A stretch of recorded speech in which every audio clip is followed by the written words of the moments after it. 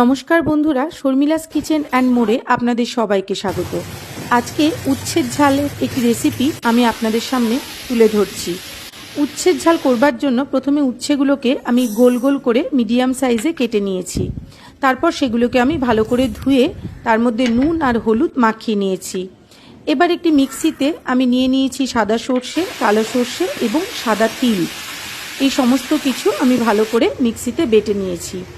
কড়াইতে সর্ষের তেল দিয়ে উচ্ছেগুলো আমি প্রথমে ভেজে তুলে রাখবো, আর অন্যদিকে এই সাদা সর্ষে, কালো সর্ষে এবং তিলটাকে আমি ছাঁকনিতে একটু জল দিয়ে ছেঁকে নেব। উচ্ছেগুলো খুব বেশি ভাজবো না, আবার একদম কাঁচাও রাখবো না, মাঝামাঝি করে ভেজে নেব। এরপর ওই উচ্ছে ভাজা তেলের মধ্যে আমি দিয়ে দেব 5 ফোড়ন, কাঁচা লঙ্কা চেরা এবং একটা পেঁয়াজ কুচি করে আমি দিয়ে দেব। পেঁয়াজ একটু ভাজা ভাজা হয়ে এলে আমি এর মধ্যে সর্ষে আর তিলের যে মশলাটা সেটা আমি এর মধ্যে দিয়ে দেব। সামান্য হলুদ আমি এর মধ্যে দিয়ে দিচ্ছি, আর দিয়ে দিচ্ছি স্বাদ অনুসারে লবণ এবং চিনি। যাদের চিনিতে অসুবিধে আছে তারা চিনিটা স্কিপও করতে পারেন।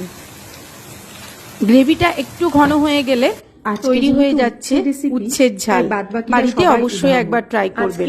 আমি খেয়ে দেখছি যে উচ্ছের রেসিপিটা